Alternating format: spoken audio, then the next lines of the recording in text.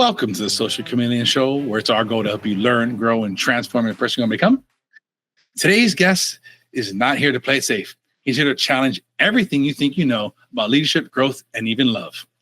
Ted Santos is a leadership disruptor who flips conventional wisdom on its head. He trains high-level CEOs, executives, and entrepreneurs to create problems, not avoid them, to spark real breakthroughs. As a creator of the disruptive leadership model, Ted has helped companies double productivity and break through plateaus that once felt impossible. But he doesn't stop at business. His book, Here's Why You Can't Find Love, connects the dots between our personal lives and professional performance and explains how broken relationships silently drain billions of dollars from businesses every year. You're ready to rethink leadership, embrace chaos, and unlock transformation at every level of life and business. This episode is for you. Let's dive in with the one and only Ted Santos. Ted, welcome to the Social Chameleon Show. Thank you for inviting me. I'm looking forward to this. Oh, I am looking forward to this too. So I hear you like making problems. Professional troublemaker is what I tell you. What do you do for a living? I'm a professional troublemaker. So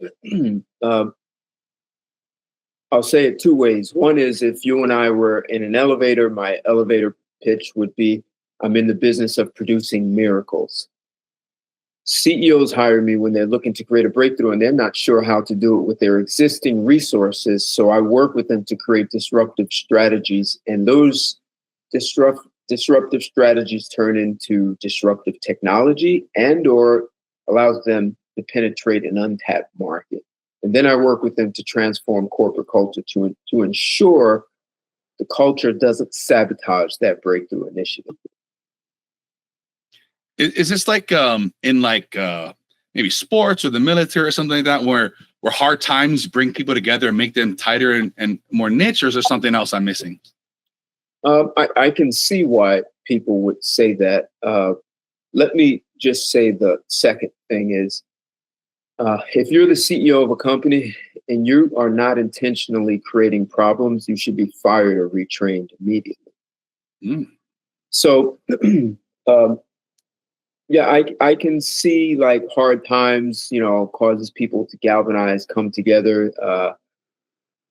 But I've seen some things, even like death in the family, that can bring out the extraordinary, have people do things that they normally wouldn't do. So that could be seen as hard times, right? Something that disrupts. So you're going along in life and then something completely disrupts. It's not what you want. And what it calls for is for you to be someone that you normally wouldn't be. So I live here in New Jersey and I am extremely close to the Hudson River. So I'm very close to Manhattan. When the World Trade Center event happened, I walk one block and I'm looking straight at the World Trade Center. And I work in the city in New York. So it's interesting to see when something so extreme like that brings a level of peace between people who normally may, you might be confrontational to strangers, but now we're all peaceful. We're willing to cooperate, work together. It's unfortunate that that's what it takes to have cooperation in society. I also lived in Acapulco, Mexico for about 2 years, and I was there when they had their worst hurricane in history. And I'm talking little sections or villages were completely washed into the ocean, including the people, houses, everything. To see the resilience, to see cooperation, it's unfortunate that it takes hard times. So when you look in a company, people can go to work, it's kind of status quo, and then it's like, look, we're about to go out of business unless we do X, Y, Z. And all of a sudden, everyone's sitting up straight. They're willing to cooperate. They're willing to do whatever it takes to maintain the company. You're keeping jobs, and there's a sense of pride. No one wants to work for the company that failed on my watch, right? So we're all willing to do what's in the best interest of the future. We're willing to do the right thing where before we were not. So I've just even at a young age, I saw, you could say, some extreme incidents occur that pulled out things that were inexplicable. Mm-hmm. Why do the companies get to this point? Is this a leadership thing? Is this something that's happening? Why does it have to get to this point where, listen, guys, we're going to go out we don't make payroll next week unless we get something going? Why did we get there? Right. Did you hear the company 23andMe is filing bankruptcy? Yes, multi-billion-dollar valuations at some point as well. Yeah, the CEO resigned. Right. So how do we get there? So one of the things that I tell people, a sign that your company is in trouble, you're successful. Oh, interesting. Because everything is going fine. We know what we're doing. We do this well. Don't rock the boat. If it ain't broke, don't fix it. All these things that if people don't say it explicitly, implicitly, that is the way they are operating. Mm-hmm. And we're good. We know what we're doing. Why? We don't need to do anything different. We'll just keep chugging along. And that complacency sets you up for obsolescence. So, look at Sony and their Walkman. We have a Walkman.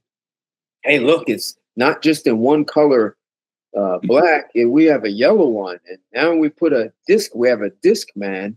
And we're plugging along and we're successful. We have compact listening devices that the whole world loves. And then someone out of your industry disrupts you and you didn't see it coming. Why? You should have made that move before Steve Jobs created a problem for his organization to solve, which was put 1,000 songs on one portable listening device. It should be so small, it fits into your pocket, and you don't even know it's there. So the problem is the innovation. It's complacency. We're successful. We're already good. Mm-hmm. There's a guy, Roger Bannister, in 1956. Mm-hmm. He's the first person to run the mile under 4 minutes. Now imagine if he would have just said, hey, I'm running 4 minutes flat. I'm good, man. Everything is cool. Right now, the world record for the mile is 3 minutes, 43 seconds. How is that? It's the same mile. Mm-hmm. So there's a mindset. So they could have been complacent because they even said it's humanly impossible to run the mile under 4 minutes. And they could have just stuck with that. Once he ran it, I think 2 weeks later, another guy ran under 4 minutes and a little bit faster. And then in a short time, quite a few other guys ran under 4 minutes. I read now there is a 15-year-old running under 4 minutes. He's the youngest person to ever run a mile under 4 minutes. I think he's from New Zealand, I think. Mm-hmm. But this is just amazing. So you could have just stuck there at 4 minute mile, and I'm world class. I'm best in the world. Mm-hmm. And then someone comes along and just obliterates you and runs a 3:55, and you never saw them coming. Is this like a symptom or some type of, I don't know, maybe like corporate disease where you get to this level, you're a Google, you're an Apple, you're whoever, you're just the market leader. Your ship is your organization is so top heavy. It's so hard to move. It's so hard to innovate. There's so many meetings and loopholes and stuff. Is it something that when you get to this level where you're just like, nobody can dethrone us. We make $1 trillion. It's just not happening. Right.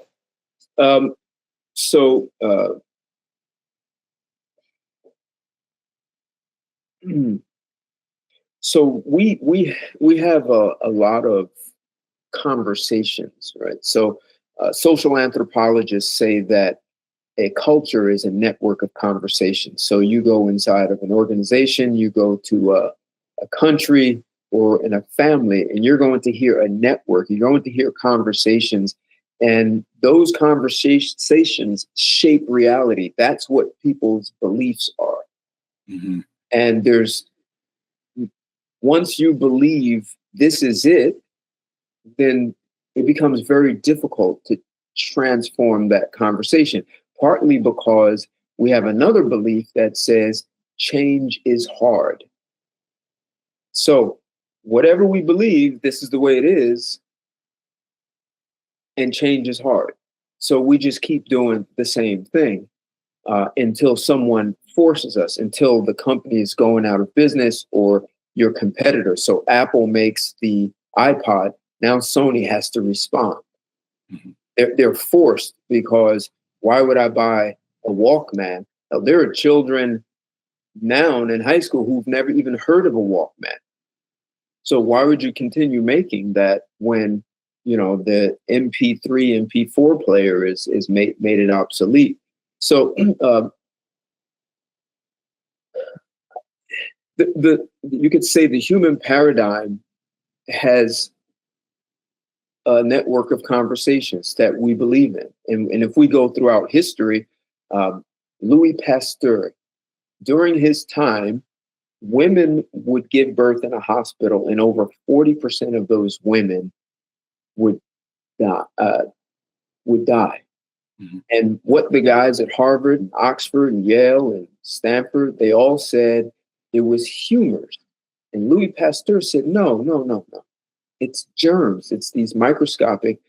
And they said to Pasteur, so let me get this straight. These little tiny microscopic organisms that we can't see are killing women. Yes, you're an idiot. They ridiculed him so badly, he had to relocate to another part of the country. And all he said was, wash your hands. If you wash your hands, and if you combine that with, during that time, they were really exploring the human body. So the hospital would receive a cadaver. If they have a dead body, the doctors will cut it open, and they'd be in there. They didn't have these little latex gloves. So they barehanded, pulling out, oh, this is a heart, this, that, blah. And then some would say, Dr. Jones, Mrs. Smith is giving birth. And he'd go straight from having his hands into a dead body, no washing, and delivering. Like, in hindsight, we see that sounds insane, right? We would never do it. But the network of conversations at that time supported that behavior, and they didn't think anything was wrong with it, even though 40% of women would die when they gave birth in hospitals. They just said it was humors. And now people are like, well, what are humors? Well, that's what they said. So there are these beliefs, and they're shaped by conversations that people have. So if you can get that, even when you take it down to the individual, there are conversations you have with yourself and others that create blind spots. They're no different than believing you don't have to wash your hands before delivering a baby. This is the way it is. This is the way people did it in my environment. This is the way I was raised. I trust the people who taught me this. So people go in, and then so now combine that with the majority of breakthrough initiatives fail in corporations. They fail because you're asking people to do things they've never done, which could leave them with a belief that I'm going to be irrelevant. I'm obsolete. I don't have the skills to do this. He's asking us to do this, something we haven't done. So imagine, you have Apple, they make computers, and now he's saying, make a listening device. We've never done that. Are we even competent to do this? So it's better to kill the initiative than to go down a path for which you are not very good. People like doing things they know how to do and they're good at. They can be rewarded. So breakthrough initiatives fail. And you asked a great question about, is it leadership? Most leaders are not trained to navigate themselves and others through uncertainty and chaos that comes with breakthrough initiatives. So breakthroughs will take you down a path of things you didn't know you didn't know. And so how do you have competence in this domain of things you didn't know you didn't know? It's better to avoid it and keep doing the things you know, because I'm rewarded. I'm paid for this. I receive accolades. I don't receive anything for being uncertain and unsure. I don't know what to do in this world. That's interesting. I keep hearing this theme from just you and others on this topic. I don't know where, how, why, or what. Somewhere along the lines, it was beaten out of me, or what, or I just didn't listen. I don't think like that, and I really try to teach my kids the same kind of story you're talking about Pascal. Don't wash your hands. We thought the sun revolved around the earth, and, all these things. So I teach my kids, like, when they say this stuff to me, I was like, people used to think these things were crazy that we think now are just common knowledge. I was like, and when you get to my age, there's gonna be at least 50% of the things that we know now that people are like, I can't believe you guys believe that stuff. For some reason, I don't have that mental block. And I love to challenge stuff. I try to challenge my kids. I try to challenge people. It gets me in trouble. I get that. And I fail. And I don't know. I have a good relationship with failure, I guess, or what. Well, all that long rambling around. Where do you think this comes from? Is it a personality thing? Is it some type of people gravitate to these things or not? Or is it something taught or beat out of us in school? Where do you think that kind of aversion to pushing the status quo and those types of things come from? Si yo hablo contigo en otro idioma, ¿tú puedes entenderme? I'm not sure how we got to Spanish. Good. So it's Spanish, but you didn't. That was a really good guess. Good. Except you didn't respond to me. I asked you in Spanish, if I speak to you in another language, can you speak to me? Okay. I don't know any other language. Right. Exactly. And there's nothing wrong with you not knowing another language. You have the language that was given to you. So people have what was given to them. Why don't we reject that premise, though? I reject the premise. Like, to me personally, when some people say things like that, I'm like, no. I understand, but people only have what they were given to them. Mm-hmm. If I say, "Очень приятно познакомиться," that's Russian, but you were not given that either. Mm-hmm. So there are lots of other languages. I could have gotten on this call and said "Tashitele kusudeume," which is Tibetan for "Hello, how are you?" Right. So there are many other languages, and not knowing another language. So not knowing that there are possibilities beyond where you are. If you're not given that, if you're only given this is good, this is right, that you'll be rewarded. So you could say we live in a reward and penal system, right? So, Johnny colored outside the lines in kindergarten, so he's penalized. So stay within the lines, right? So we are taught to accept what we know. You mentioned how does his name just they executed him for saying the earth was not the center of the universe. Isaac Newton, I believe, or was it Newton before Galileo? Oh, maybe it was Galileo that was executed, or no, it was God, I can't believe that. So he was born 40 years after Galileo was. Galileo was born 40 years after he was executed. But he said the earth was not the center of the universe. Mm-hmm. He was executed for that, for heresy. So there's so many ways that we build into society that this is the way it is. And if you stray too far from that, I'm not going to like you. I'll feel uncomfortable around you. And there's you could say a science behind it. Are you familiar with neuroplasticity? Yes. Okay. So for those out there, maybe if you just want to do a quick little. You were sure. So in everyone's brain, there are these pathways. They call them neural pathways that look like roadways, like a map of roads in your brain. And in the past, they would believe, and so those pathways carry everything that you've seen, you've heard, and there are neurotransmitters that carry it and can connect them in ways that normally you don't. So they used to believe you would have a finite number of neural pathways, and they discovered you could grow new ones. So I'm going to assert that when you're growing a new neural pathway, it's almost like developing a muscle that you never used. And so what you may experience is a headache And for sure, you're going to experience uncertainty because you are trying to put something new you've never heard into your old neural pathways, and there's nothing in your brain that can relate. Like you're pulling from everywhere, and it's like access denied. That like there's nothing. Everything in your brain is saying, "I don't know anything about this." So it's easy to push it away because we are rewarded for giving the right answer, for knowing things. We are not rewarded for not knowing. So as soon as I put you into a situation of not knowing, your brain can't do anything with it. It may try and say, "Oh, that's like this," and you say, "No, it's not like that." Well, it must be like this, and now you're in a state of confusion. And so, because we are rewarded for knowing the right answer, you have a test, is it A, B, C, or D, and you answer it right, yay, you get a star and all that stuff. So there were no stars for uncertainty and confusion. We should. That's a superpower, I think, saying I don't know. Yeah.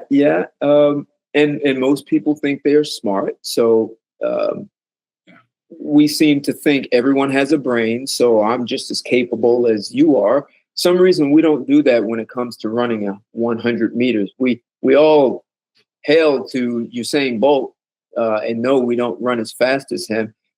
And we look at guys like Einstein as, some anomaly, but there are lots of Einsteins in the world. They are just kind of shunned because they are going to say things that you've never thought. And so if you're uncomfortable in uncertainty, then you may have met an Einstein in your life and didn't have much of an affinity for that person. Right? Some people joke and say Einstein probably couldn't get a job in today's market because he would be questioning things. Right. So are you familiar with, sorry to cut you off there. So I'm saying that the neuroplasticity is why you would get pushback, because you have nowhere in your brain to understand what the person is saying, to make sense of it. And you may literally get a headache because now your brain is attempting to grow a new neural pathway. And that may be like you're, developing a muscle and you're getting the soreness in the brain could be a headache. So that you may become annoyed with that person. You give me a headache. You're making me think and you're giving me a headache. I like this phrase I learned from Tim Ferriss: being comfortable, being uncomfortable. Yes. And I resonate with that. And when I heard that, I'm like, yes, of course. Yes. I lived that way before I learned what that was. Right. And I like that. And I try to keep my kids, and I try to help other people get into that thing. But I know what you're saying there. It's tough. It's without this certainty. I mean, we have so much of our self-worth, our self-image built up on certainty, right? I am this thing. I am these things. Right. Yeah, I see how that's tough. Right. And so, as a leader, you're still a human. You're still, you're this very smart person running a large company or even a small one. And your job is to move the needle beyond where it is now. So, and you as a leader may have some thoughts about it, about what this new possibility is, except when you speak to your people, you see they're kind of not there. They're going to have a difficult time getting it. So instead of disrupting your people, you just let them keep doing what they do well, and we'll have incremental improvements because it's tangential to what we're already doing. So people are often not trained to navigate themselves and others through chaos and disruption. That could be powerful though, as a leader. If you're telling your workers, like, listen, we have a problem. I don't know the answer. I don't know the solution. I'm here to talk to you guys. You guys go out there. I want you guys to brainstorm. Maybe you guys are on the front line. Maybe you guys have an answer or something I'm not seeing. I think that's powerful as a leader. Oh, absolutely. But as a leader, your job really, if you're a leader, you're in the business of inventing new possibilities. Mm-hmm. New possibilities are these abstractions. They're these things that you can't see. They're just in your head, and you want to have conversations about people, about new possibilities. And perhaps they've never thought of it, Um, and perhaps your customers haven't thought of it, and it would be valuable, except they don't know how to ask for it because they don't have your expertise. So as a leader, your job is not to stand on the edge of things, it's to walk off the edge into nothingness. And so now you're out in this nothingness, and you need to hire managers who can build a bridge to get your people out there so that now your people can go and sell this to your customers and be able to intelligently understand this possibility so that they can also service the customer. It's a great metaphor. What type of problems do you like to implement? Is there like a category, or is there like a few that you seem to work all the time? How do you think about that? How do you implement some of these things? If I'm hired by a CEO, often they may think, oh, Ted's a consultant. Actually, I can tell you a real story. I had a client, I was introduced to him through someone I knew, and he took that so he trusted me, and he and I talked, and he hired me. He hired me in the month of February. And fast forward, we are now at the end of that year in December, and he's telling me this story. He said, when I hired you in February, my assumption was you were going to be a really smart consultant. That's why I hired you.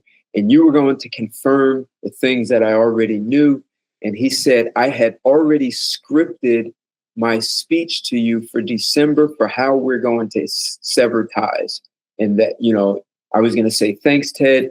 You confirmed all the things I knew. Great working with you. Good luck. Goodbye. And he said, now here we are in December, and you didn't tell me the things that I knew. You exposed me to things that I didn't even know I didn't know.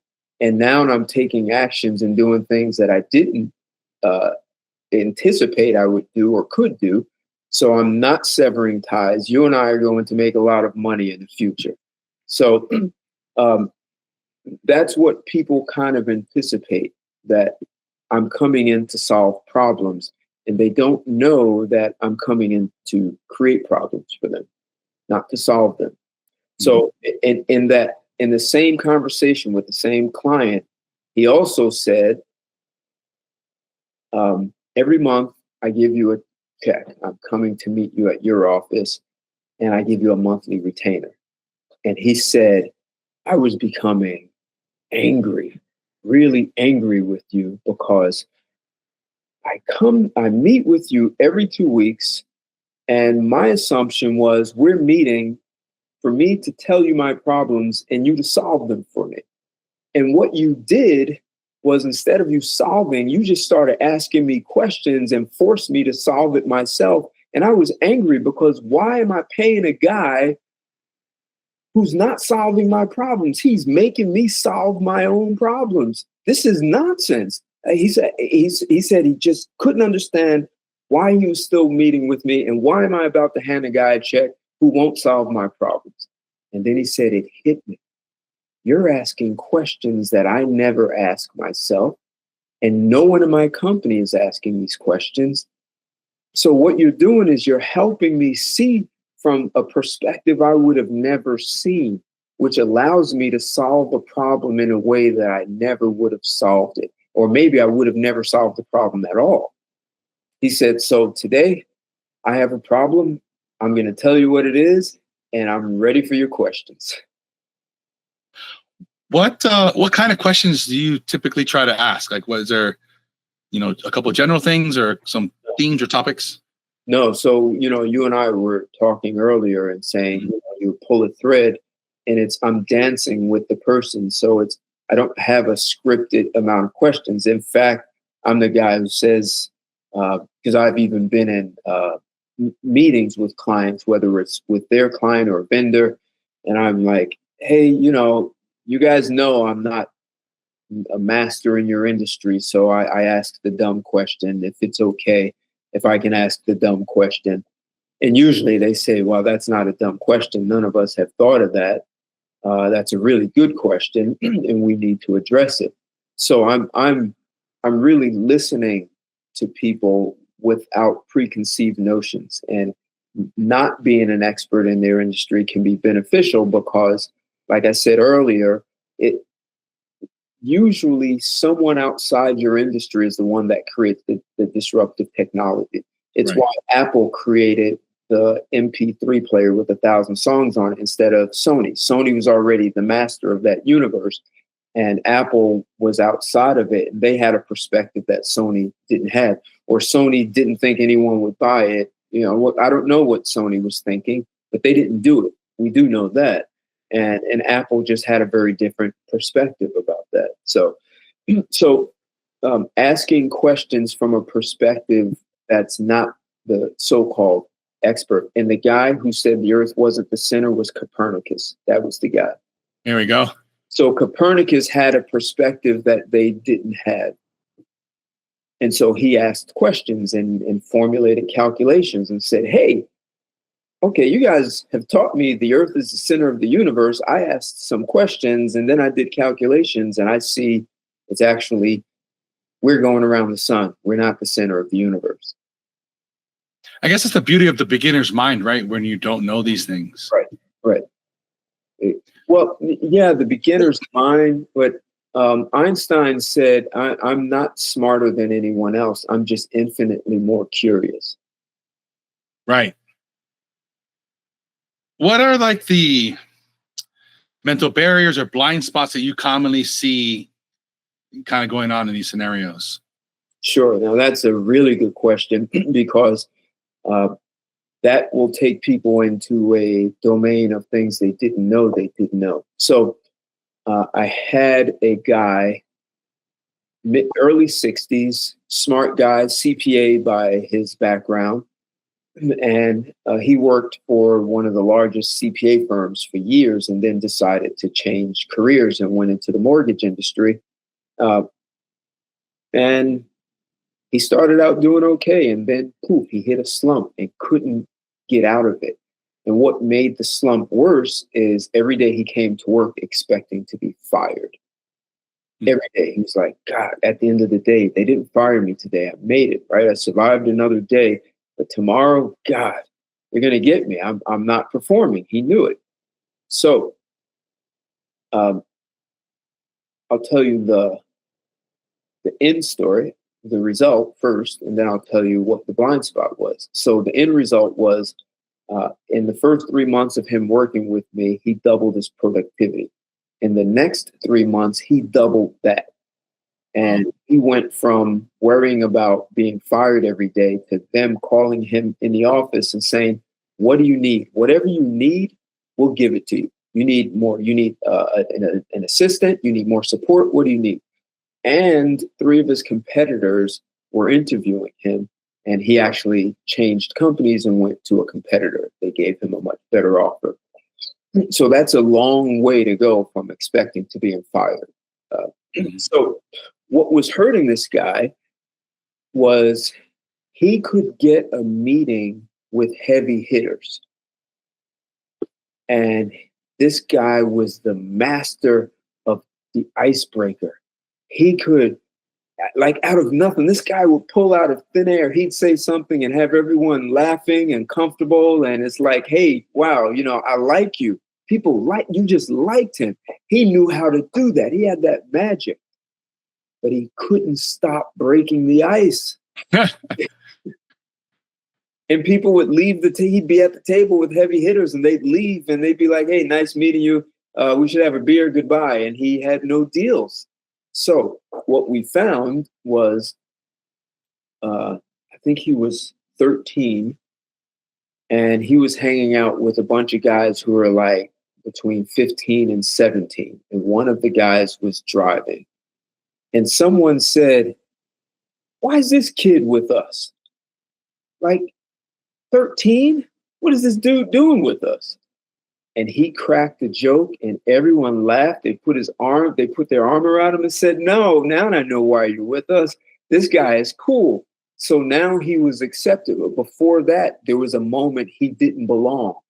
And the way he survived and was able to belong was to be a funny guy, to break the ice and make everyone comfortable, and they liked him.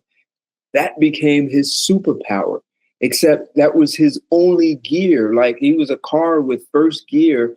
And the way I get people to like me is break the ice. I'll say something funny, but he never had a second gear.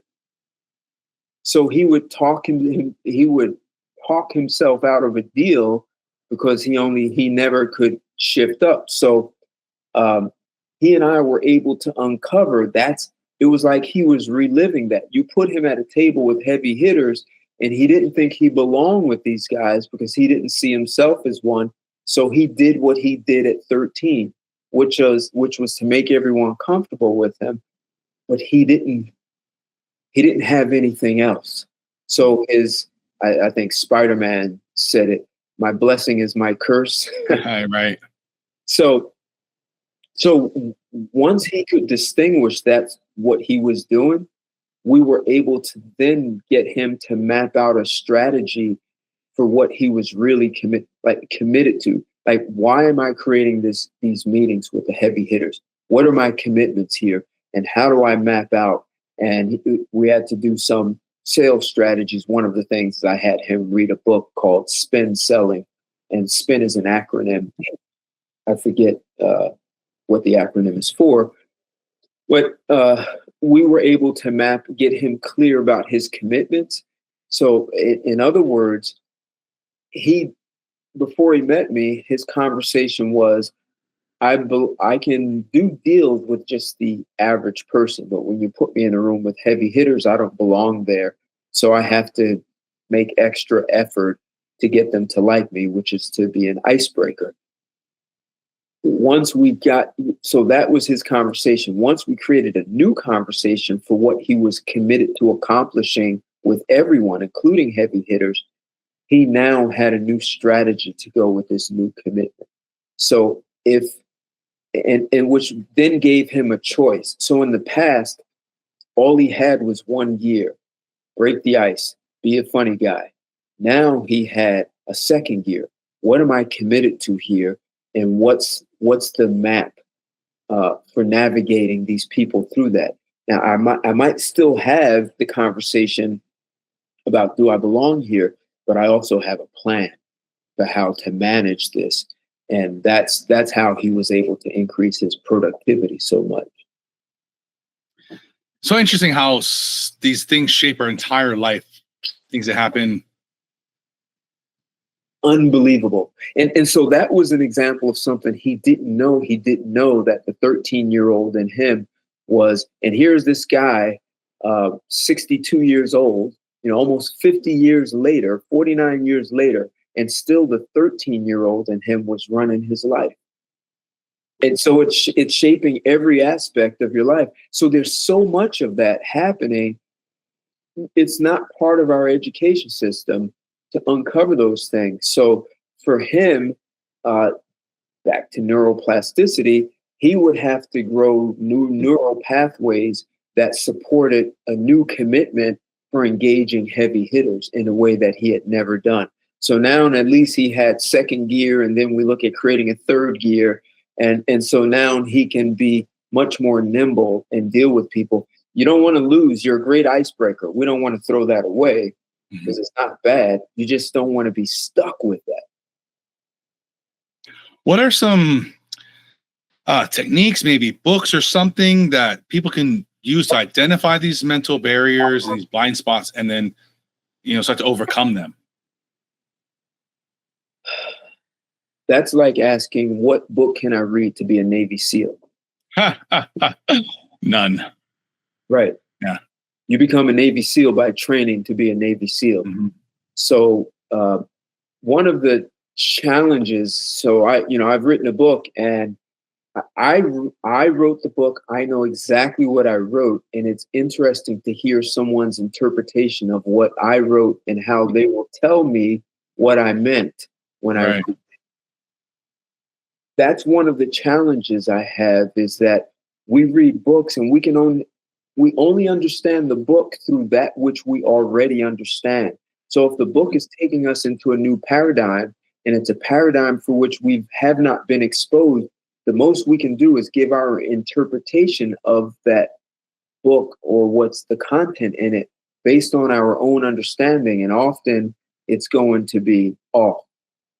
So just like when Louis Pasteur said, wash your hands, they're like, you're not a medical doctor. You have no idea what you're talking about. You're an idiot, in fact. So their interpretation of what he was saying, like, was off. So they ridiculed him. So they could only understand what he was saying through that which they already understood, which is, I'm a medical doctor. I know what I'm doing. I'm not germs, things that you can't see. Like, I don't even want to have the conversation. So their interpretation of what he was saying, they were not comprehending it. They just couldn't get these germs, these microscopic organisms that you cannot see are being passed from my hands to my patient. They couldn't see it. Neuroplasticity. So that neuroplasticity is like a big part of my job. So this is one of those things where you need the reps. You need a coach, like in basketball or whatever. You need somebody to get in there and say, listen, we got to get the reps. We got to talk about things, figure out where you're at, figure out what's holding you back. Usain Bolt broke the record because he had a great coach. Right. So, and I've read about Usain vomiting during practice because practice was that intense. Another guy, which name is almost like yours, Tyson Gay. Right. I remember hearing him say, my coach and I filmed me running, and my coach said my feet were, when I was running, they were spending too much time behind me. So I had to do exercises and drills to shorten the length of time my feet stayed behind me. Like, that sounds like ridiculous for someone to say. Like, I've been a sprint. I competed in track and field. I understand what he's saying, but his coach saw that. He probably would not have seen that. So his coach was able to see things that. So that's what a good coach. Same with becoming a Navy SEAL, right? So we know that to be a Navy SEAL, we're going to train you through this. And part of what we're training is you to be able to be the master of chaos and uncertainty in the face of anything. And we are going to give you simulations of absolute breakdowns, chaos, disruption. In fact, some of you are going to die, like some people drown during some of the exercise and they have to resuscitate them.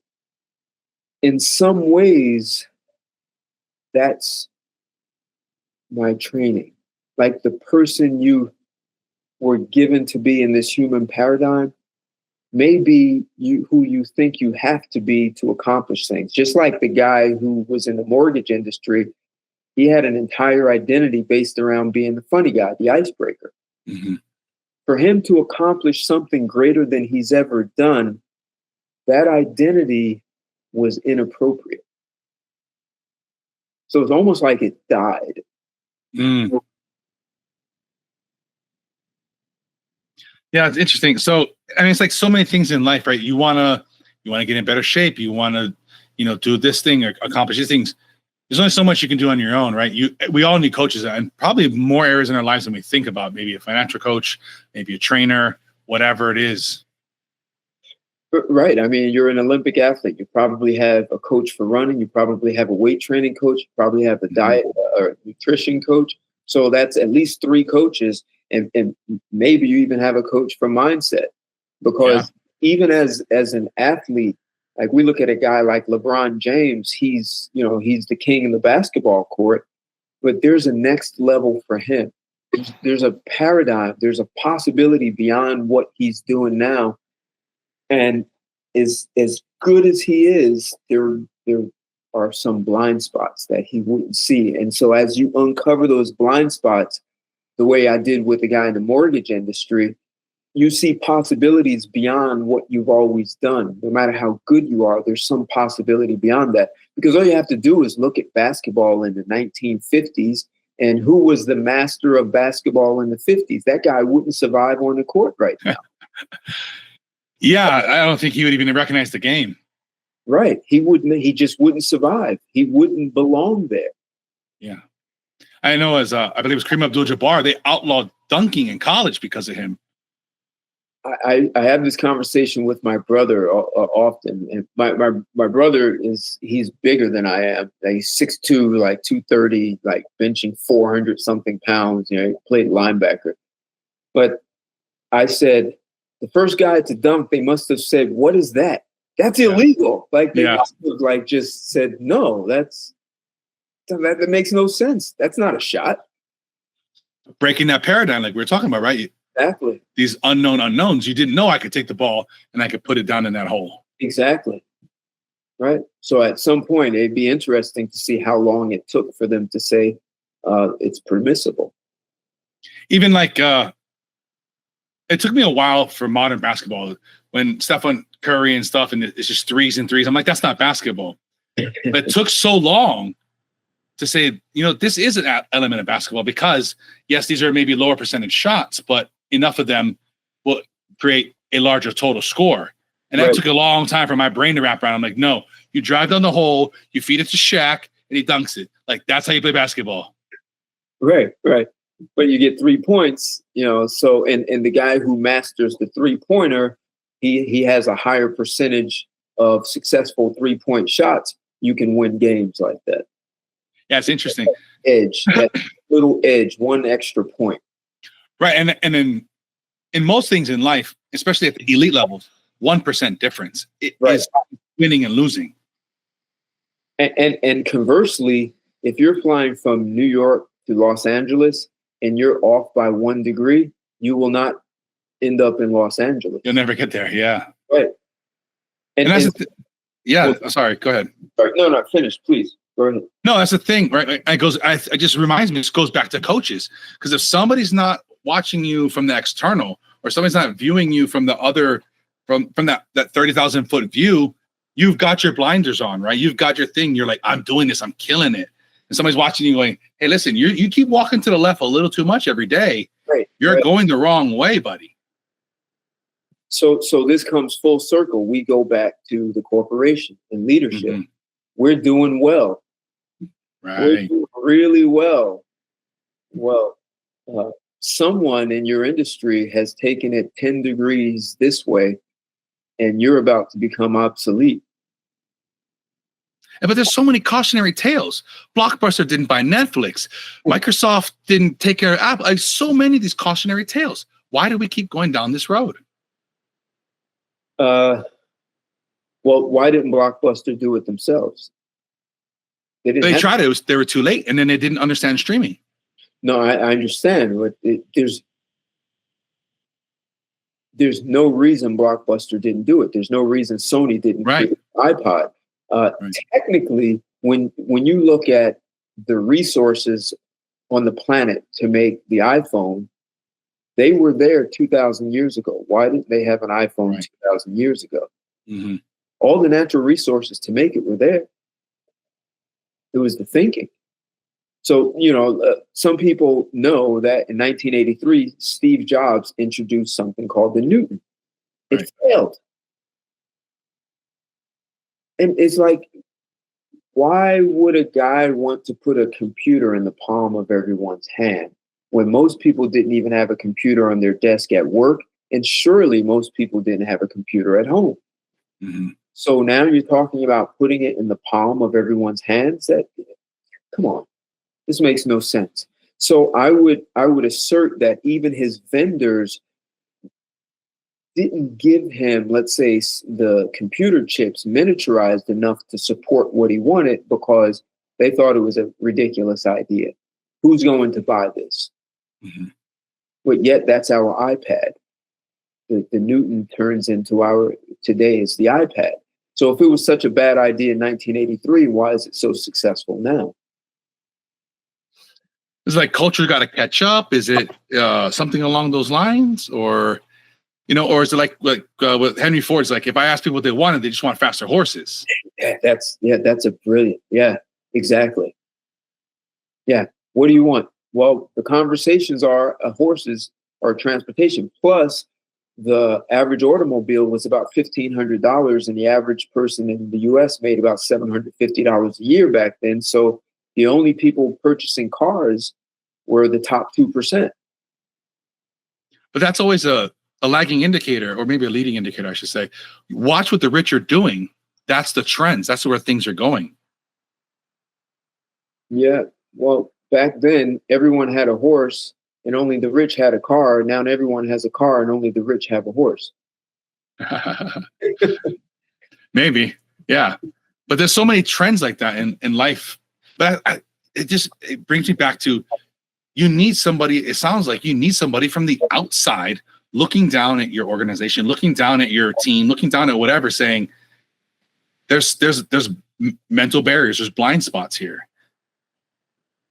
Yes. And I would think a lot of people think Steve Jobs did something special, like he was different from everyone else. I'm going to assert what Steve Jobs had was training to be able to navigate himself and others through chaos. So there's nothing that happens magically. There's no, we chemically come together and it's like this, you don't romanticize it, because going through chaos and Mm-hmm. disruption and uncertainty it's messy. And so if you can accept that it's messy, and their messiness can create conflict in a person, and then that conflict is going to be, manifest in the team. How do you navigate yourself through that messiness and conflict? And I'm asserting that Steve Jobs had that kind of training. A lot of people know he went off to India to find his guru. Mm-hmm. And I'm asserting that Steve Jobs had the kind of training that allowed him to quiet his mind and not be thrown off by the chaos and the messiness. So he was able to do what CEOs are paid to do, which was to create and invent new possibilities and be with the messiness. So he could walk off the edge and be out here in nothingness when people say that looks ridiculous. And he had managers who said, well, we trust this guy. There's a real story, and I saw it on YouTube. And the guy said he was in charge of developing new products. And he said one day Steve Jobs came into the office and said, look, I want you to create a device. It should be about this size. It should have this functionality. It should do this, this, and this. And that's what I need. So he just walked off the edge into nothingness, just told you abstractly what I want you to make. And the guy said his first thought was, what drug was he doing today? Like, he must be high to ask for this. And then he said, once he finished having those conversations, he says, now I have a job to do because I'm paid to do what he just asked me to do. So he said it had to be about the size of a matchbox. And so he goes to the drugstore looking for certain things, and he creates a product. Do you know what that product was that he created? My guess would be like the iPod Nano. Oh, the mouse. Yep. That's how the first mouse was created. Steve Jobs walks into his office and says, abstractly create this. And he had to create it. So yeah. You see that enough times from someone, you will say, even though I'm having conversations about he must be high, or, he took some good mushrooms today, you do your job and you get that that's what he's going to do. And a good CEO is going to do that. I mean, just think, John F. Kennedy saying we'll fly a man to the moon. Like, we had no blueprint for that. The same with creating the first mouse. There was no blueprint for that. He just abstractly laid it out. Flying a man to the moon. That's just this possibility. And we can visualize it, but what kind of apparatus do we build to do that? Like, how do we do that? And if you go back in time, if you look at automobiles made in the early 1900s, the top speed was 40 miles an hour. Do you know why?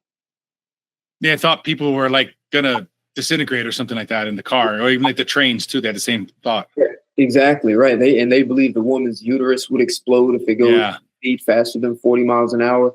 So imagine, here we are in 1960, and we're talking about going to the moon. And just 60 years ago, they believed that you would explode going 40 faster than 40. And to get out of the Earth's atmosphere, you have to go over 17,000 miles an hour.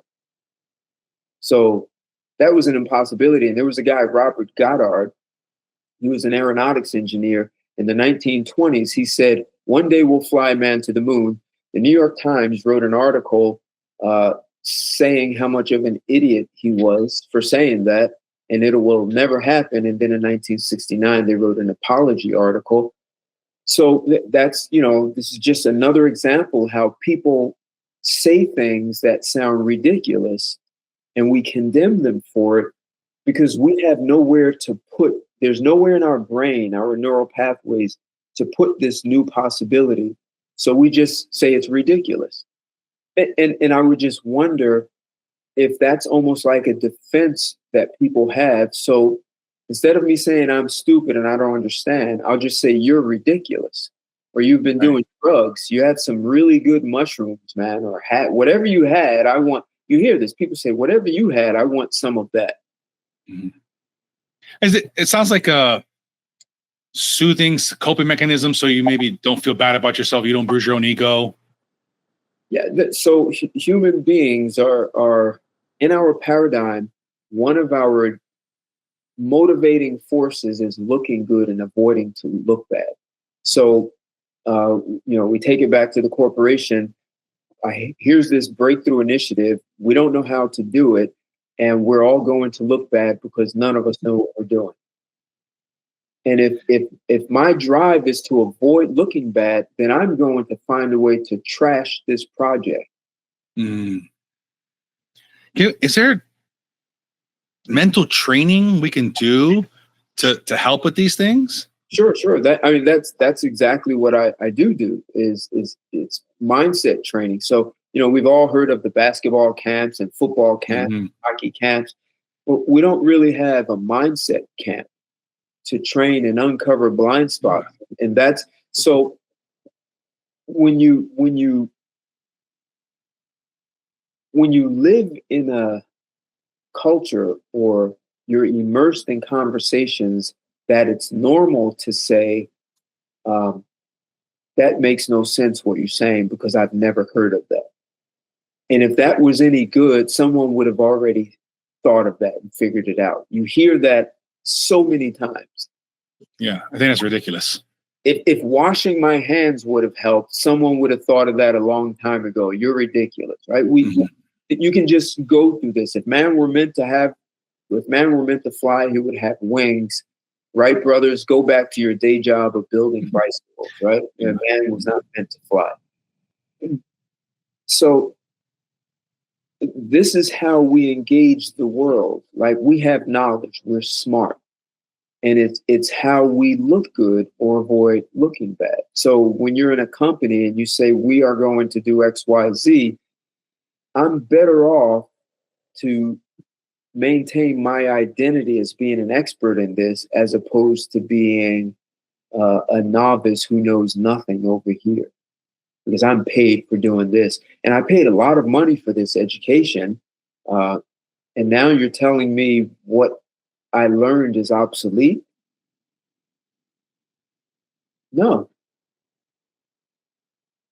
I think that's okay though. I think we gotta get past that. Is there some techniques or something? Like, I know you're saying maybe this is more of a long-term thing, but for the people listening and watching today, is there like one or two things they can do to start this mental training and try and get out of these patterns and try and get past some of these things that to me sound just absolutely crazy? Like, why would you think like this? I don't understand it. So, disagreement is a poor strategy for having conversations. And people, it's almost like we fall into this trap of disagreeing when I've never heard it or it doesn't make sense. So I'm going to say this in an abstract way. You can Sure. only disagree to the extent you were given to disagree. Okay. So outside of what you were given, you can't disagree because you may be speaking to someone who knows way more than you know, and you're disagreeing with someone who knows more than you know. Mm. So You don't have that base knowledge. your disagreement is based on what you know.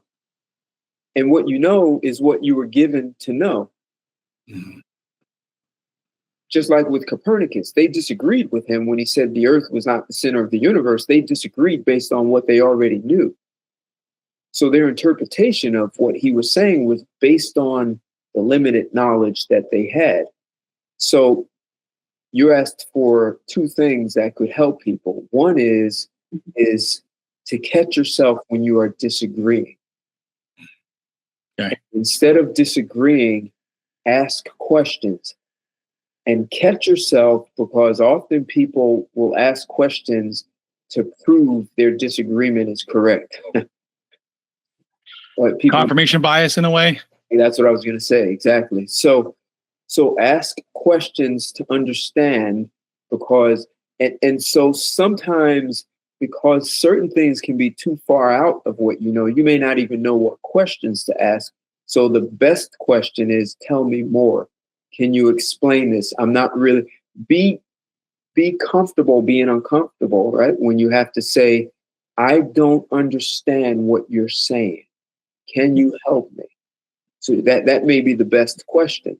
And then you may, once they start explaining, you may then find there are other questions. But you'd have to have more of a curiosity mindset. You know, some people say more of a childlike mindset. Like, why is the sky blue, Mom? Like, I really want to know. I'm not trying to invalidate the sky. Why is it blue? So when we listen to people, we generally are not listening to the person. We're listening for what we agree with and what we disagree with. So if you could throw away agreement and disagreement, just imagine if we never had the words agree or disagree, we would have to have discourse and really engage people.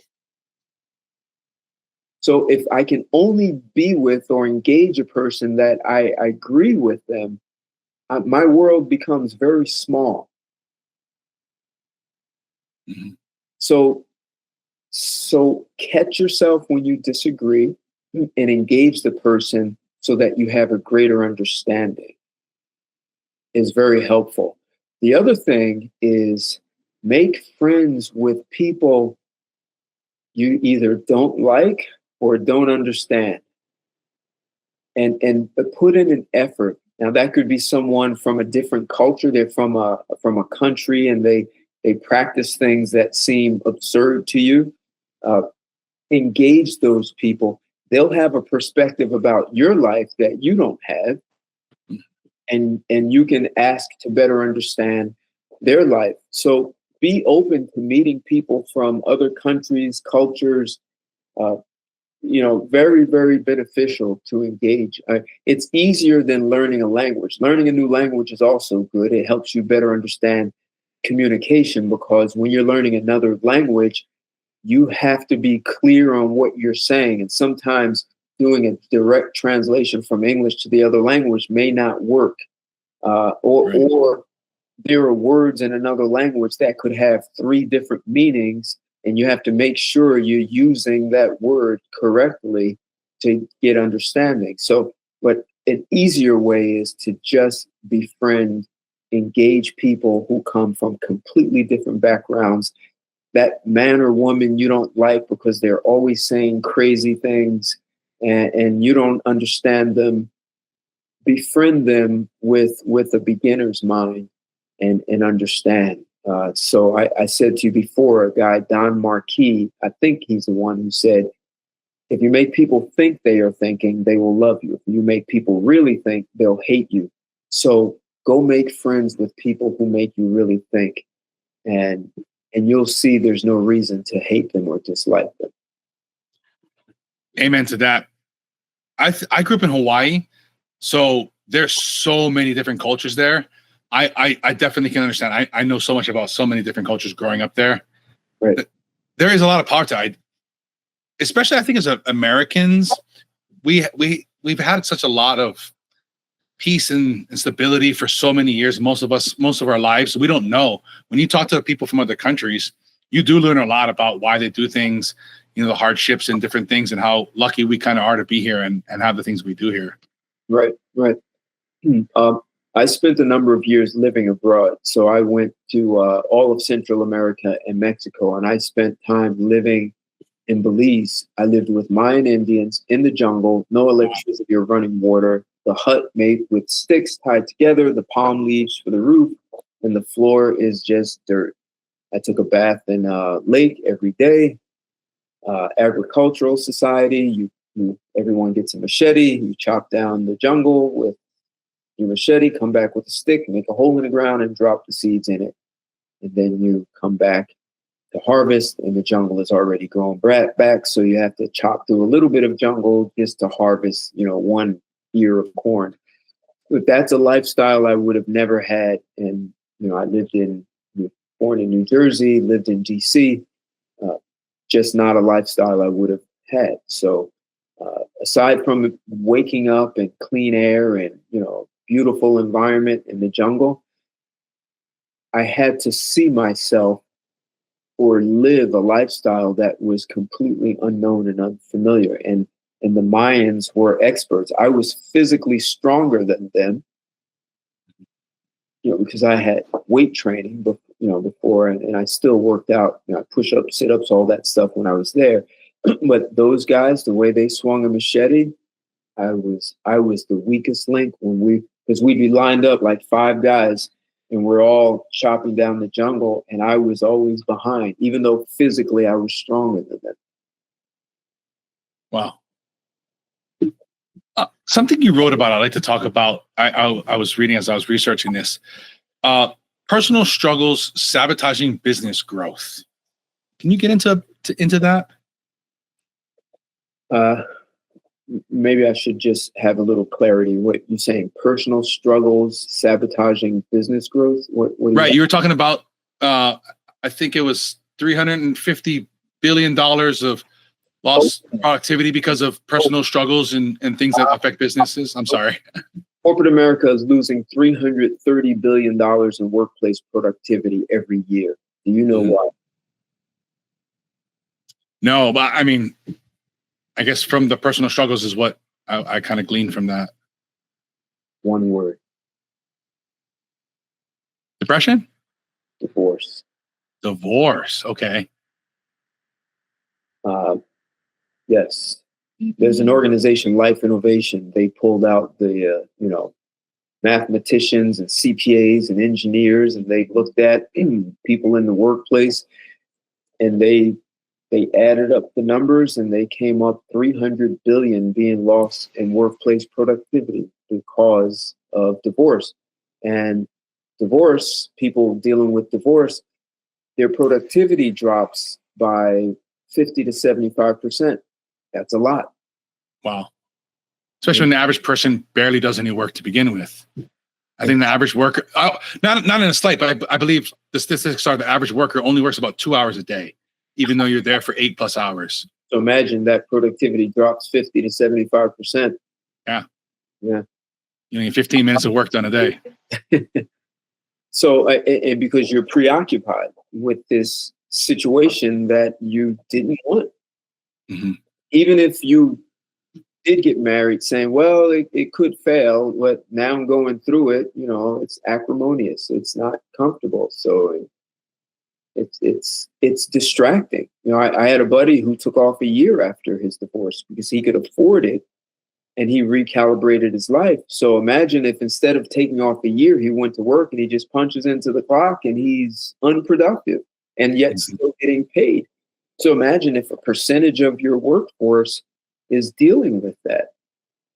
That's an unproductive company because divorce rate is over 50%. So that's a percentage of our population being impacted. And it's this invisible hand that's stealing money from businesses. We don't see it. We don't address it. Maybe 15 years ago, people were saying, why are you so obsessed? Why are you always talking? I'm like, Because it's affecting us, and we're pretending it doesn't. And so that's for corporate America. For the average taxpayer, it's another 30 billion, because when you talk about it creates divorce, can create poverty, you get crime, social programs, all these other things that the taxpayer, we foot that bill, that's another 30 billion. Mhm. And we're pretending that it's not happening. And so what's the impact of, even if you take away the money, what's the impact of divorce on our culture? It really is more divorce, which Problem with children. exactly, the children grow up. It's like, oh my God, my parents are divorced, and I'm going to get a divorce. Yeah. And that's the divorce becomes the solution when we don't know how to navigate. So, you know, dealing with conflict, we've been talking about uncertainty and not having the answers. A lot of people will find themselves in conflict when dealing with uncertainty and chaos. So I say chaos is not chaos. Chaos is something that's occurring. Our interpretation of the occurring is what makes it chaotic. It doesn't become chaotic until we start to say, this is too much, this is chaotic, this is disruptive. Otherwise, it's something that's happening. Something showed up in your life. How you interpret that is what makes it chaotic. So he who masters self masters chaos. So having mastery over self empowers you to be able to be in some occurring, as opposed to thinking this is chaotic. You have a much more stable mindset to look at what's occurring for what's occurring, as opposed to looking at it as being chaotic. Because once you see it as chaotic, you want to get rid of it. So when now we go back to saying, well, the CEO's job is to intentionally create problems, which creates chaos. And now you have your people in your organization trying to it's the game of hot potato. I want to get rid of this problem. Why are you giving us a problem? We want to get rid of it. So, in school, I just gave the right answer. The solution to get rid of this product is this. But no, like imagine Steve Jobs saying 1,000 songs on a listening device. You just created a problem. Let's get rid of it. Hey, it can't be done. That's the solution. It's impossible. Yeah. We got rid of that problem. Like, yeah, we got rid of that one. We'll never have to deal with that.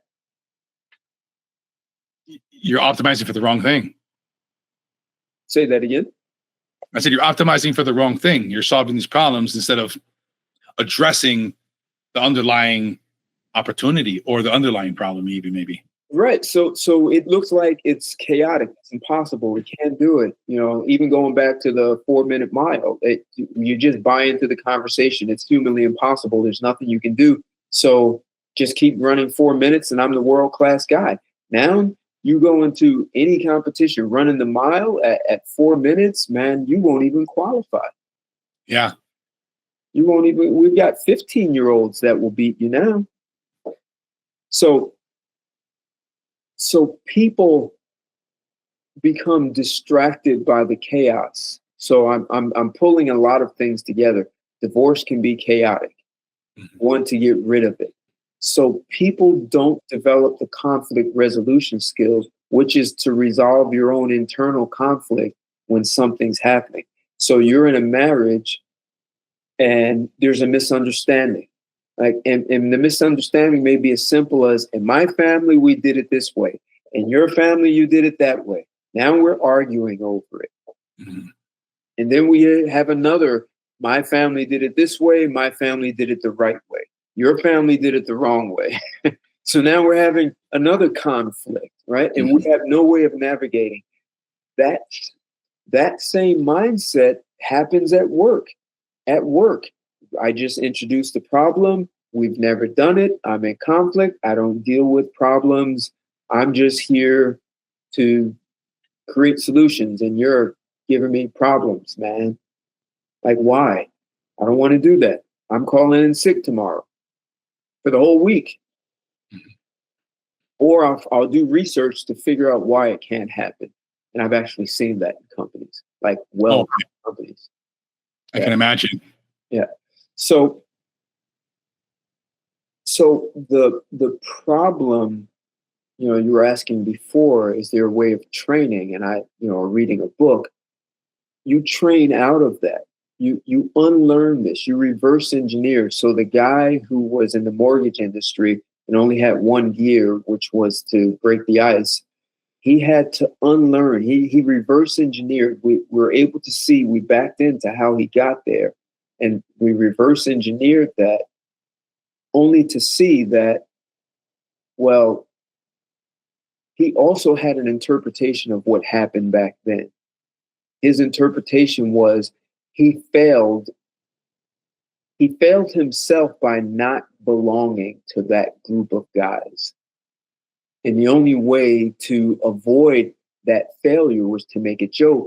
And now his interpretation is that's how he shows up in the world. You put him in a room with certain people, it's like being in that car with those guys who are older than me. He made the joke and they liked him, but in reality, he belonged in that group because he was there. And even without the jokes, he was there, but just he took away the pressure by making a joke. And that was the only way he had of taking away the pressure. So he was immediately in conflict. And the way to get rid of the conflict was to make a joke. So when people go into conflict with themselves, they have no way of navigating self to be able to address what's happening. So, your family did things this way, my family did that way. Instead of us talking, maybe there's an amalgamation. Maybe we put the two together. So, a marriage is like a corporate merger and acquisition. Yeah. Corporate cultures coming together. What do? We say our way or the highway because we acquired you, or do we create a new culture? It's what are things that you guys do that we can learn from, or we need to do that. You guys do that really well. But what's the overall culture of the organization? And we develop that together. Now it's really good if you have someone on the outside, and I've actually done that with a client that had very aggressive acquisition strategy, and it was to integrate. It was amazing how even the sales team wouldn't talk to one another. They were selling to the same decision maker in companies, but they wouldn't share leads. Like they were looking at one another as the enemy. So, we had to disintegrate those barriers to one another. But what are the other things that we all do? Whether it's an IT system, how do we introduce innovative products in the organization? How do we do this? How do we reward people? How do we move people up into management? There are lots of things. So when in marriage, it's really dealing with the same things. My family did things this way. Maybe we're not going to do it like either family. Maybe we're going to create our own way of doing things, right? Because we've seen the good, bad, and ugly of our family, and so we want to create our own way. We want to be our own people. But how do you do that? Because that could still, you're going to face some uncertainty. Is there, if people are struggling with personal things at work, whether it's divorce or whether it's other, personal things going on, I know it maybe sounds simple or easier. This is probably even the wrong thing. Like, oh, well, keep work and personal separate. That's got to be just incredibly ridiculous and difficult. But if somebody's going through one of these things, how do you keep that from maybe creeping up as much as possible at work?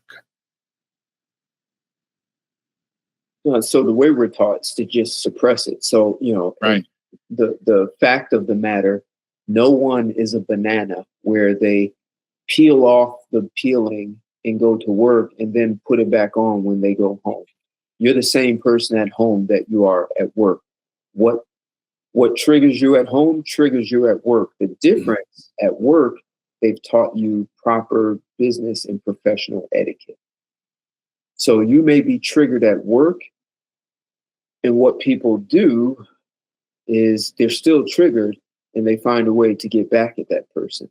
But it's like, they'll keep something away from them. So I don't think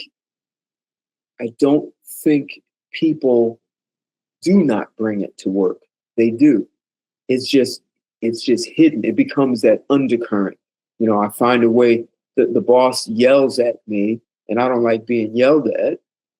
So I sabotage things, or I just say, "Oh, I forgot," or I spend a week making up a lie about why I didn't do something. But it's because you yelled at me and I got your back, buddy.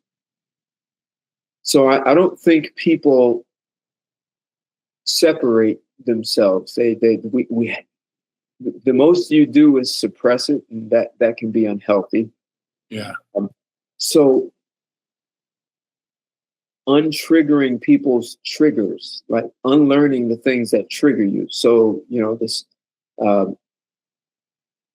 if we go back to the guy in the mortgage industry, right? His trigger was being at a table with people where he didn't think he belonged. So he's now triggered. That's a personal trigger. In fact, it's from when he was 13. That's how personal that was. And he never removed it from his professional life. But it just keeps, it's like the theme keeps coming back to these same things, right? You know, getting the training, getting the coaching, getting the whatever therapy, whatever it is, to find these barriers and blind spots, right? So that you can work through these things and not be the drag on the economy or the drag on the company or whatever it be, right? Right. There's an interesting one. They find that around the age of 3 years old is where our work ethic is developed. Have you heard about that? No. So you'll watch a 3-year-old child, you know, if dad's out fixing the car, or mom is cooking, and, you know, so the son comes to dad, he picks up a screwdriver and he wants to help. That father's response will shape that child's life forever, unless there's intervention. And the easiest way is I'll tell you a real story. A woman I know, she was a strange adoption. She born in South America. At the age of 4, she was brought here to the U.S. And at 4 years old, living in her country, she helped her mother. And one of the things at 4 she would do is she would wash dishes. So now here she is with this family that's pretty well off, and they have no children. And the 4-year-old is happy to be with this family. They treat her well. She pulls a chair up to the sink and she starts washing dishes. Her adopted mother said, "No, honey, you're going to get hurt. You can't do that."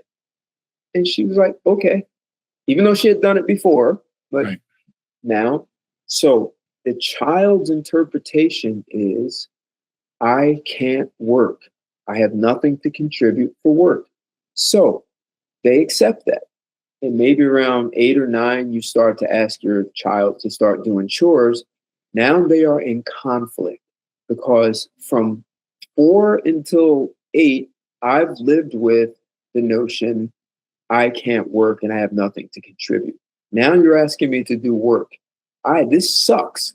I hate this. And when you are 21 and 30 and 30, and that's one of those things you don't know that your idea of work comes from when you were like around 3, in her case, 4 years old. And for her, work sucked. She hated it, even attempting to start her own business, because she was told she had nothing to contribute. What helps is to be able to see that. It's a crude way to say it is almost like an addiction. If you don't know you drink alcohol too much, if you're just aware, yeah, I drink, I can hold my alcohol. It's not a big deal. Yeah, but it was 7 a.m. and you were already drunk on scotch, right? Dang. Right. So until you can distinguish what you're doing and the impact it's having, you'll keep drinking. And until you can distinguish that at 3 or 4, I was told I couldn't work, and I bought into that. Until you distinguish that, you'll just think this is just the way I am. It is what it is, and there's nothing you can do about it. That's the way we live. This is who I am, just like the guy in the mortgage industry. Mm-hmm. I break the ice. That I don't belong at the table with heavy hitters. That's just who I am. It is what it is. But he didn't know it happened from 13. For this woman, she didn't know it happened at the age of 4. And when you can distinguish it, you literally now have to create a new conversation. The old one was, at 4, I discovered I have nothing to offer. I can't work. And I'm okay with that. Just don't ask me to do any work. Don't ask me to get a job, because I'm in conflict with that. Like I thought, it's like, what are you doing? What do you mean I have to get a job? We established, remember, we had that all figured out. I was 4. We told me nothing. That's interesting, because my son, I'm thinking back when he was that age, and he always wanted to help me. And it's like a juxtaposed kind of thing where you're like, you're going to slow me down. This is going to take longer. Right. And it's going to be way harder. But for me, luckily, I just kind of knew, for whatever reason, I don't know, that's okay. Like, slowing it down, making it worse is better because he's helping. And then now I think about what you're saying, and I can see the difference in doing that when he was little, and somebody else I can think of, similar upbringing, doesn't do anything, or it's like pulling teeth to do something, because they were always told, no, go sit down. It's okay. Stay away. That's so interesting. Wow. And imagine it starts around the age of 3. Something so simple. Exactly. No. I'll just get it done. It'll take me 5 minutes. It'll take us an hour to do it. Right. So, I started out saying, imagine the 3-year-old comes to dad and he picks up a screwdriver, and dad's fixing the car.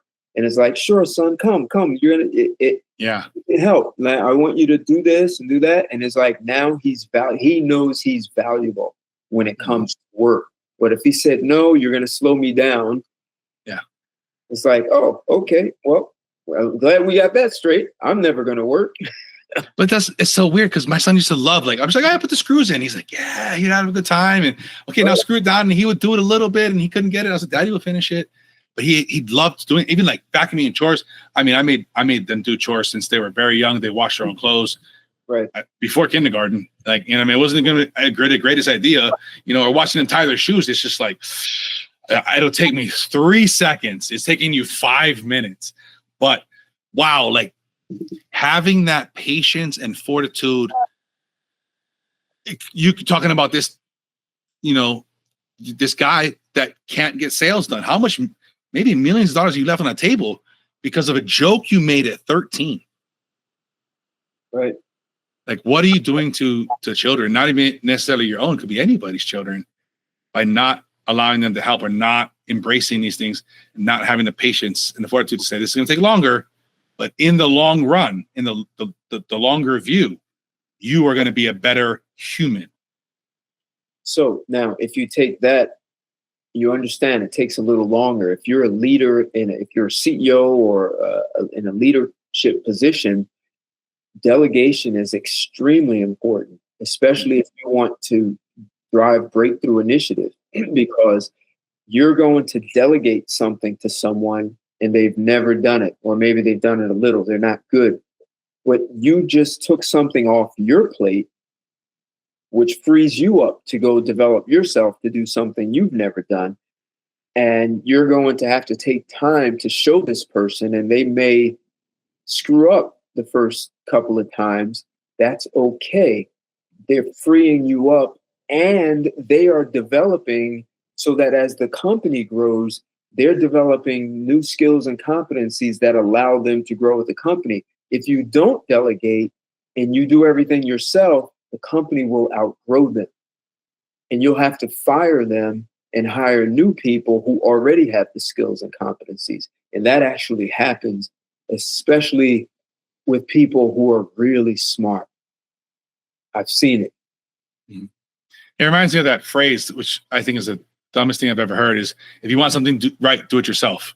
That makes no sense.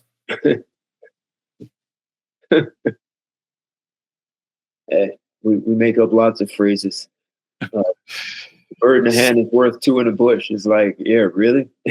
I figure out a better way to get to two birds. I don't even know. Like, there's got to be something else to this.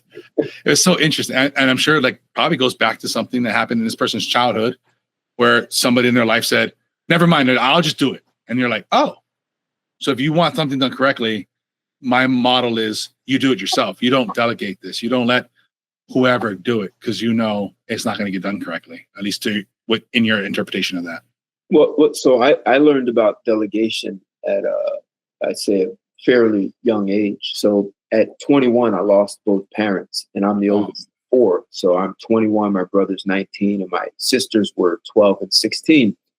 My brother had a full ride football scholarship, take him off to college. And even though my sisters, I had them live with an aunt, I still needed them to do things for me.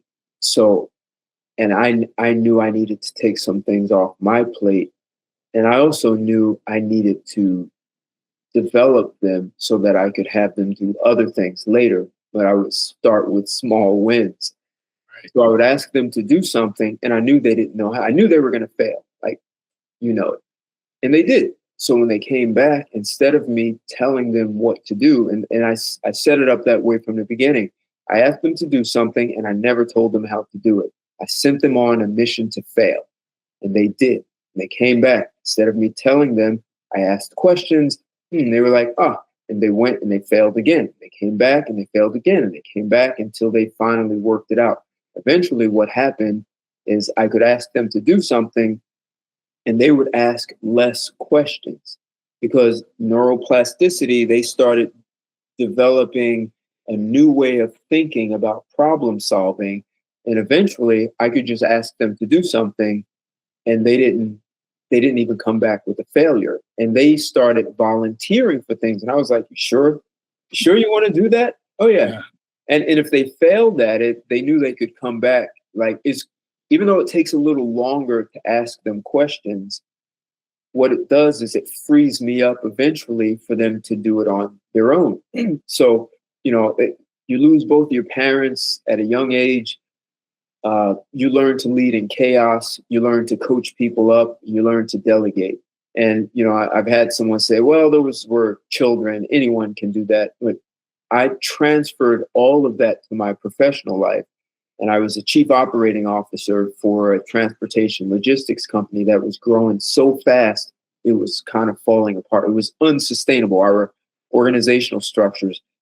And the problem was that the CEO of the company, he knew his industry really well. So he ended up stepping into operations to solve the big problems. And eventually he was in operations every day. So there was no longer anyone at the helm of the ship.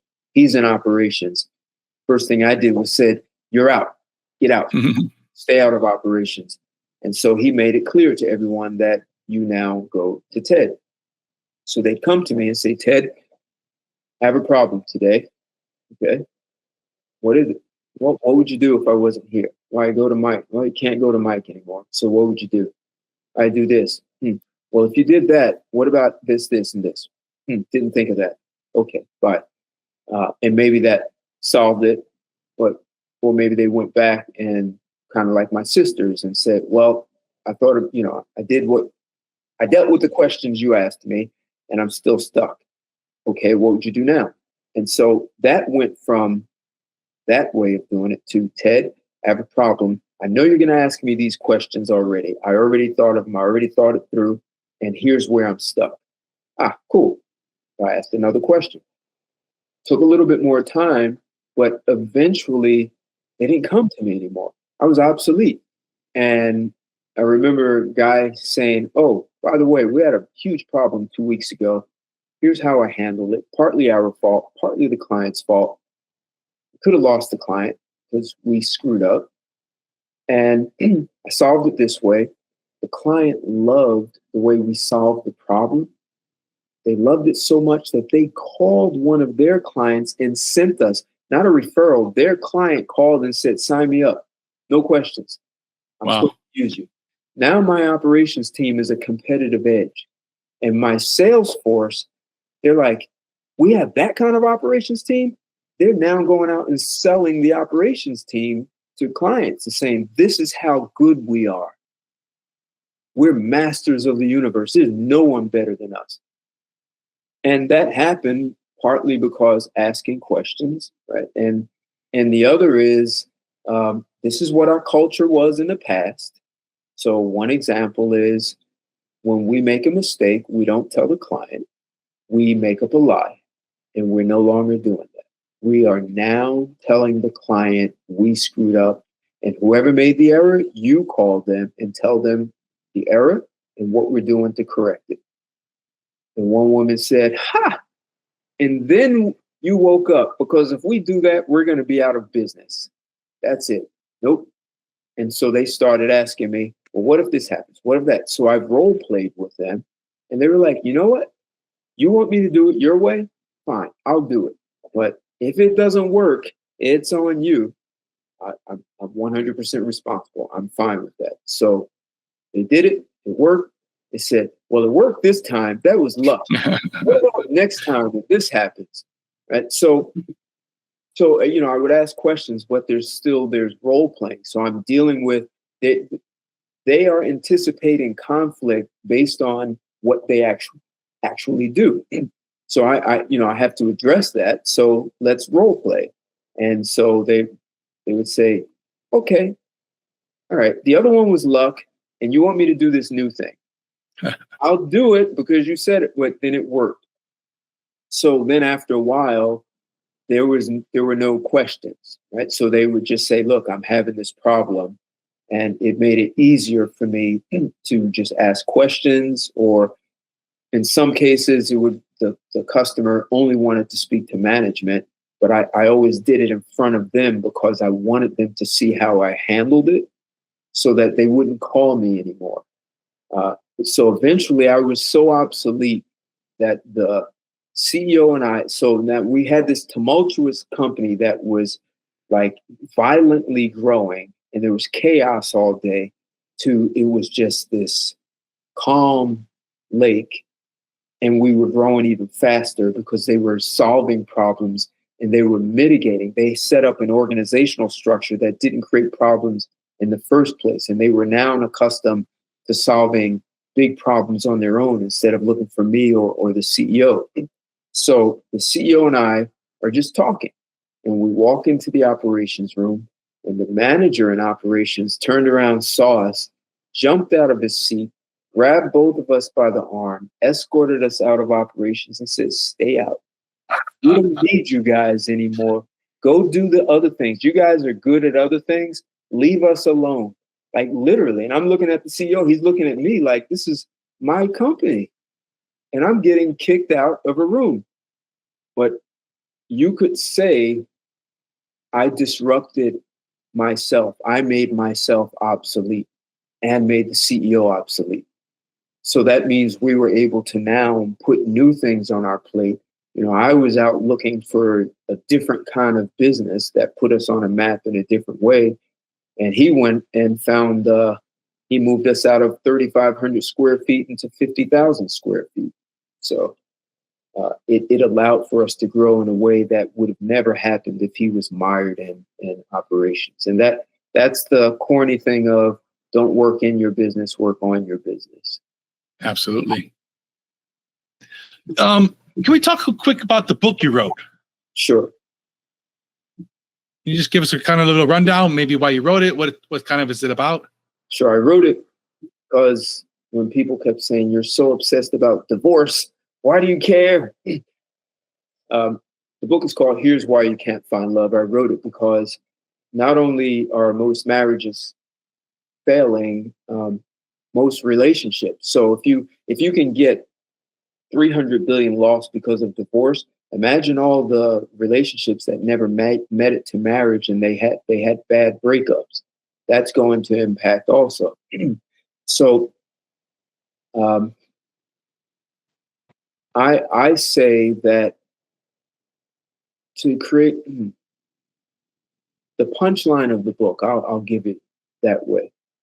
And it's not explicitly in the book. The punchline is love does not create a great relationship. Love is a byproduct of a great relationship. So if you lack the skills and competencies in relationships to build a great relationship, you probably ain't going to find love. And looking for it is backwards. What most people do is go into a relationship looking for the feeling of love and think love saves the day. All you need is love, where everyone wants to be in the Beatles, right? All you need is love. That's all you need, and it works. And divorce courts are filled with couples that had lots of love, but they didn't have what it took to make the relationship work. So having the skills and competencies to make the relationship work will automatically bring an affinity. You'll have an affinity for that person who knows how to comport. They treat you well. They know how to conduct themselves in a relationship. You'll have an affinity for them, and if the more compatible you are, so we have compatibility when it comes to how we manage money, whether it's investing, spending. We have compatibility in health, our physical, our body, our mental. Compatibility about how we raise our children, how we discipline them. Compatibility around sex. Compatibility around conflict, how we manage conflict, right? That's a huge one. We're compatible with how we manage and talk things through. You're automatically going to have an affinity for that person. And your love will grow out of that. But if you're looking for the love to solve all those things, you're in trouble. So the book takes the reader on a journey of transformation. And instead of me just writing these things down the way I'm talking now, the book is written from a real situation with 5 women. I was invited to a party.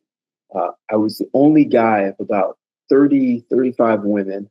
And everyone leaves, and it's just myself and 5 women. And we just, we get into kind of a deep conversation about life and relationships. And one guy, and they're like, "But Ted, you're a guy.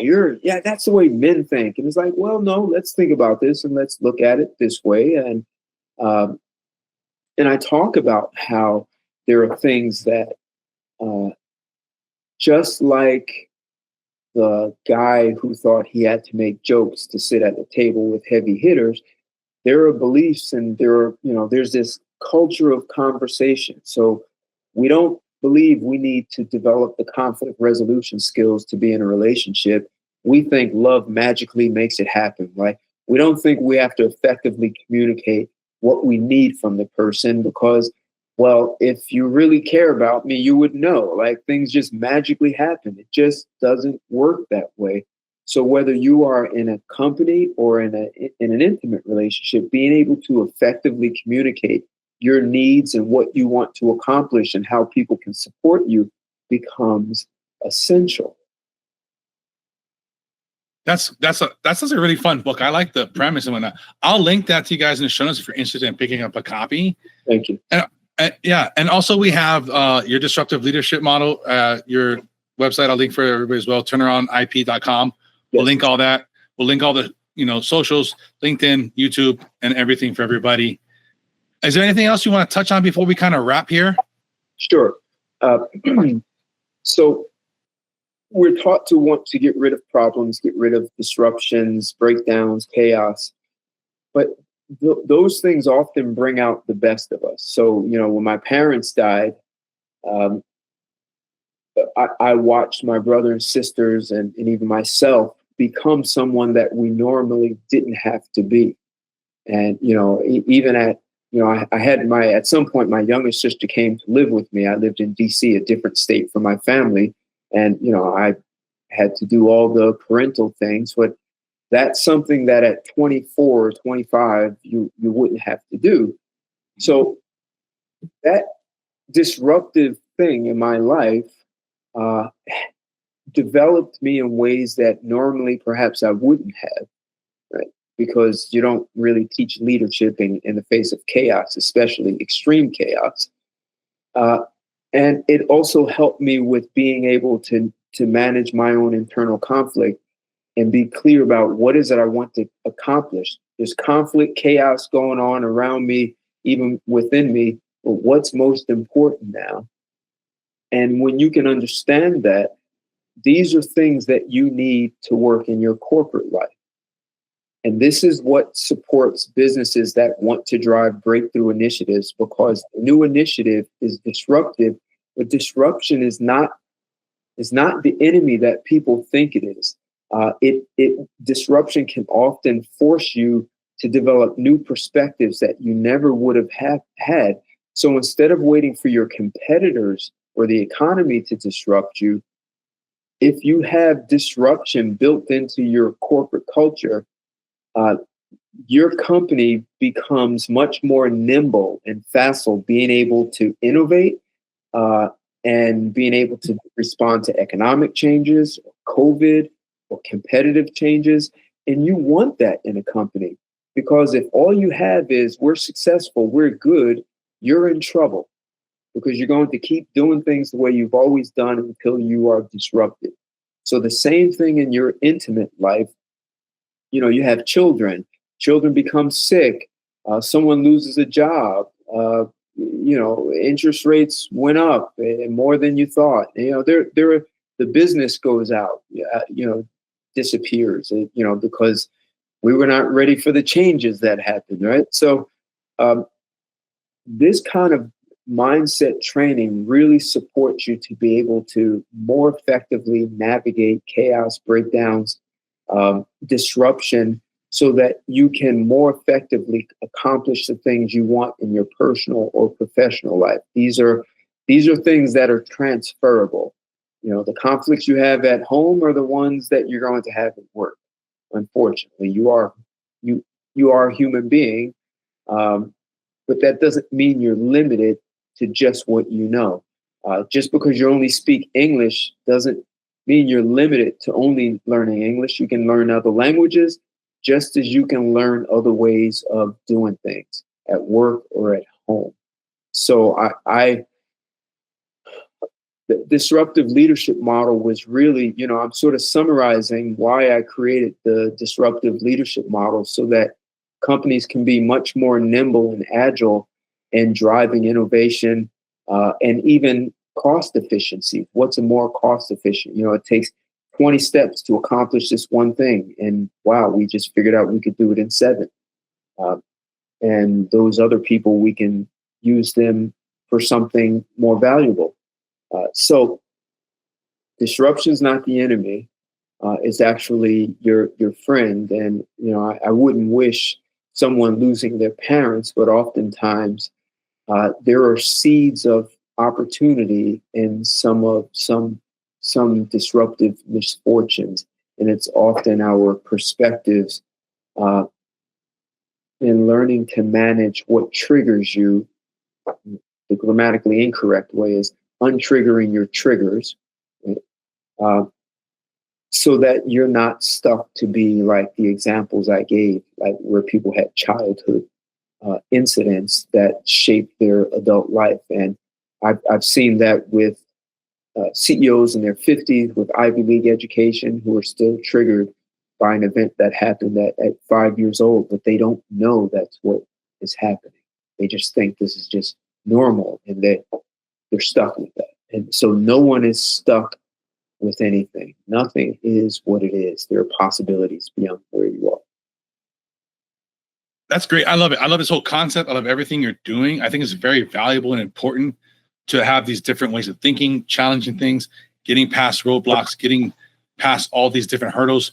Some we've created, some were created for us. I love it. Thank you. Yeah, it's not always on someone's list of at the top of the list. I like some disruption and chaos, please. Not always there.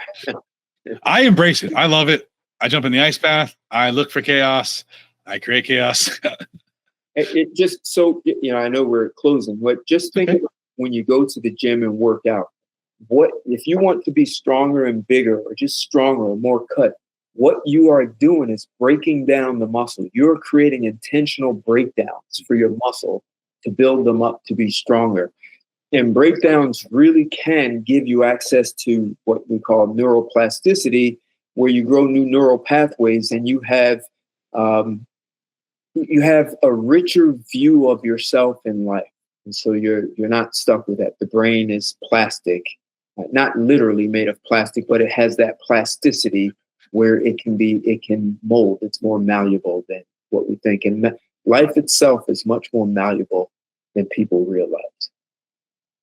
Yeah, that's absolutely true. And on the Social Community Show, I like to do a weekly challenge. And what I'd like to do is I'd like you to issue this week's challenge. It could be something we talked about or something we didn't talk about at all. What do you think this week's challenge should be?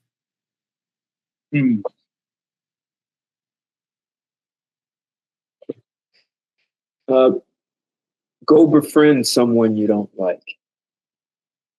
And you may find some things out about yourself. What you didn't like about the person is an interpretation, or they remind you of that uncle who always teased you, or something, and maybe they never teased this person you don't like, never teased you, but they look like them, or they talk like, they dress like, they wear a bow tie like them. There's something that they do, or their voice, that reminds you of someone that you didn't like, and you associate them with that. So go out, befriend someone you believe you don't like, really get to know them. Take the time to get to know that person. And you will find that they are human just like you.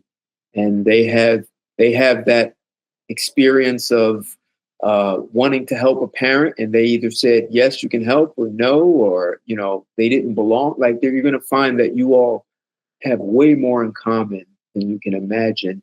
And they may enrich your life more than what you call your closest friend.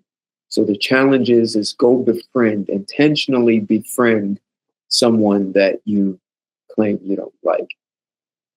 That's beautiful. We are all more alike than we are led to believe.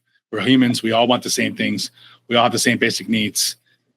That's beautiful. Thank you for that. No, absolutely. And I mentioned living with the Mayan Indians, and what I found is they lived in the jungle, no electricity, no running water, and still they were humans. They still had the same human, like, you still saw the human paradigm there. I've been to Greenland. I've been in other jungles, Costa Rica. I've been to plenty of places, and I've never been to a place where I didn't see the human paradigm, where they ate, they slept, they went to the bathroom, they were upset, they were happy, sad, they wanted to love someone, they were angry about certain things. I saw all of those things. They wanted better lives. They cared for their children. I saw everything that I saw in New York City. I saw it in the jungle. I saw it amongst the icebergs in Greenland. I saw it everywhere. Yes, that's beautiful. I just love that. So much, we create so many problems. We create so much animosity. We create so much division over silly ideas when we're all humans. We all want the same things. We have a different idea how to get there. Right. We're all after the same things. Absolutely. Ted, this has been an absolute blast. I've got a ton of notes. I love all your knowledge. Thank you so much for sharing. Thank you so much for coming on the show. I really do truly appreciate it. It's been my pleasure. And your questions, I love engaging. I love having conversations with people who are engaging and ask really good questions. So it's more of a dynamic back and forth as opposed to me just talking. So thank you for being a great host and asking really good questions. Thank you. Wow, what an amazing episode. Ted was so much fun. And, I was thinking about it after we've done recording. I wouldn't doubt. I think this personal problem, the divorce and all this repercussions that come out from this, I wonder if it really is tipping right on around $1 trillion. If you think about all the ancillary things, the therapy, the apps, and all the things, all the economics, the social networks, and all these things that are, out from the fray that necessarily haven't been studied, where it's just a divorce. He's talking about, maybe they're not talking about boyfriend and girlfriend. They're not talking about the children. They're not talking about all these things. I wonder if that's that could be close to $1 trillion in economic loss. So interesting. So many notes. I hope you guys got a lot of fun out of that. Hope you guys got a lot of great notes. And I hope you guys are thinking about starting to embrace the chaos. It's not about solving the problems by getting rid of them. Maybe let's dig down. I love what Ted was talking about. Finding things you disagree with and being okay with this disagreement. When you see that disagreement, taking a pause, listening. Listen to understand. I love that concept. Just absolutely. And as you guys know, the Social Chameleon, there's no paywall, there's no premium content, there's no Social Chameleon Plus or bundle to subscribe to. We give you everything up front. The only thing we ask is if you got any value from this episode, you share it with at least 2 other people. Maybe some people in your office, get a conversation going, get things going on. You have maybe a friend or a family member that has these personal problems that could be affecting productivity. Share this with them. This could be something to help them really get beyond that and have a beautiful community, a beautiful family of people that are all thriving. As always, you guys can connect with us all week long in between episodes, Facebook, Instagram, Twitter, YouTube, your favorite podcast player. For episodes and links to everything we talked about here today, you can visit socialchameleon.show. And until next time, keep learning, growing, and transforming the person you want to become.